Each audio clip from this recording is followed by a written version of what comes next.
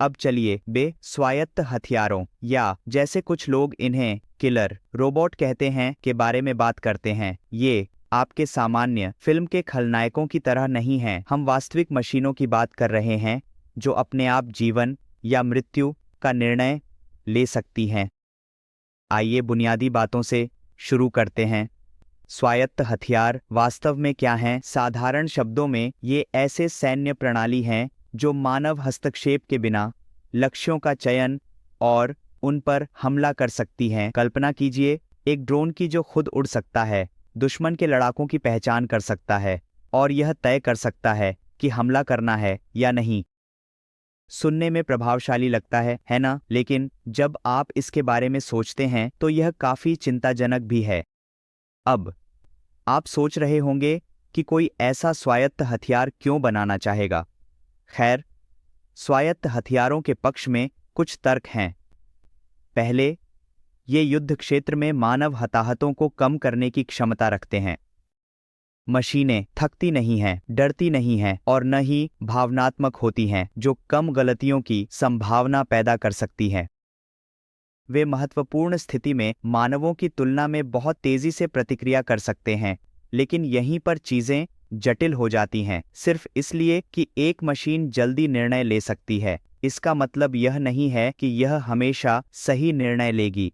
युद्ध एक जटिल स्थिति है जिसमें कई ग्रे शेड्स होते हैं। क्या एक रोबोट वास्तव में किसी स्थिति के संदर्भ को समझ सकता है? क्या यह एक भ्रमित और अराजक वातावरण में नागरिक और लड़ाकों के बीच अंतर कर सकता है? आइए एक काल्पनिक स्थिति पर विचार करें। कल्पना करें कि एक स्वायत्त टैंक एक युद्धग्रस्त शहर में गश्त कर रहा है। यह एक इमारत में एक आंदोलन का पता लगाता है और यह पहचानता है कि यह एक दुश्मन का हथियार है। लेकिन अगर यह एक बच्चा है जो एक खिलौने की बंदूक ले जा रहा है, एक मानव सैनिक उस अंतर को पहचान सकता है। लेकिन क्या एक मशीन ऐसा कर सकती है? यह हमें सबसे बड़े नैतिक चिंताओं में से एक पर लाता है। यदि एक स्वायत्त हथियार गलती करता है और नागरिकों को नुकसान पहुंचाता है, तो जिम्मेदार कौन है? प्रोग्रामर, निर्माता या वह सैन्य कमांडर जिसने इसे तैनात किया? यह अवैध है। यह एक नैतिक खाई है जिसे हम केवल शुरू कर रहे हैं।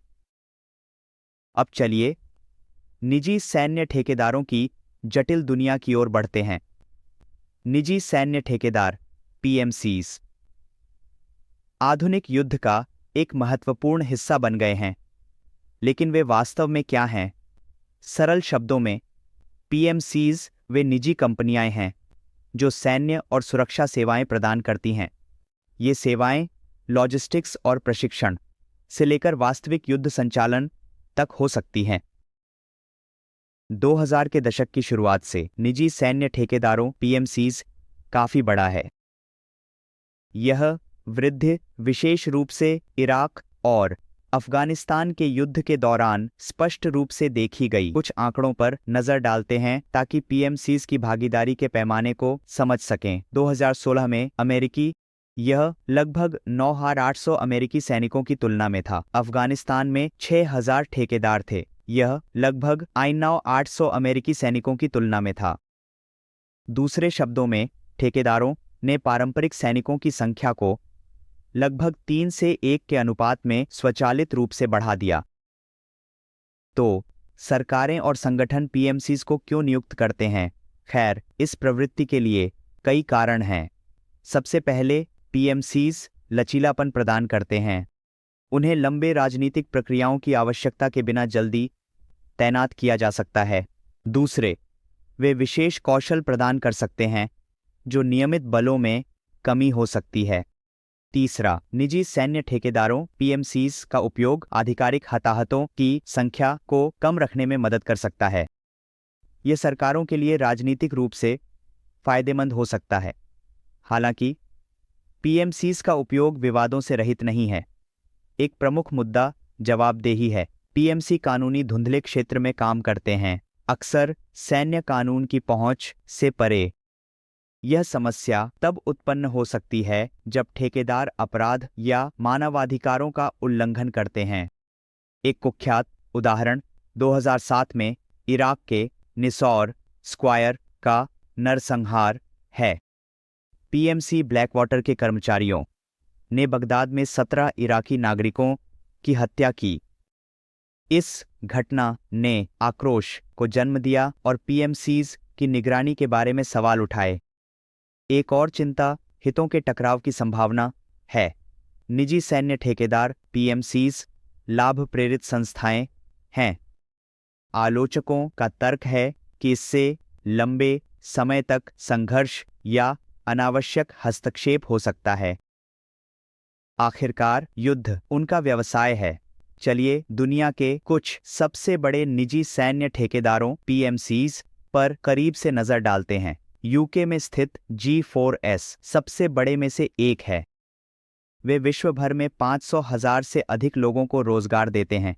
एक और प्रमुख खिलाड़ी डिक्रोफ्ट इंटरनेशनल है, जो संयुक्त राज्य अमेरिका में स्थित है। वे कोलंबिया में नशीली दवाओं के उन्मूलन से लेकर इराक में पुलिस प्रशिक्षण तक हर चीज में शामिल रहे हैं। लेकिन केवल पश्चिमी देश ही निजी सैन्य ठेकेदारों पीएमसीज का उपयोग नहीं करते। रूस ने भी इस प्रवृत्ति को अपनाया है। वागनर समूह एक रूसी निजी सैन्य ठेकेदार पीएमसीज सीरिया, लीबिया और कई अफ्रीकी देशों में सक्रिय रहा है। उनके संचालन अक्सर रूसी विदेश नीति के लक्ष्यों के साथ निकटता से मेल खाते हैं। पीएमसीज केवल युद्ध क्षेत्र में ही नहीं, बल्कि समुद्री डाकू विरोधी अभियानों में भी शामिल होते हैं, जो खतरनाक जल में जहाज़ों की सुरक्षा करते हैं। कुछ निजी सैन्य ठेकेदार पीएमसीज अस्थिर क्षेत्रों में मानवतावादी अभियानों के लिए सुरक्षा प्रदान करते हैं। अन्य राज्य स्थानीय बलों को आतंकवाद रोधी रणनीतियों में सहायता करते हैं।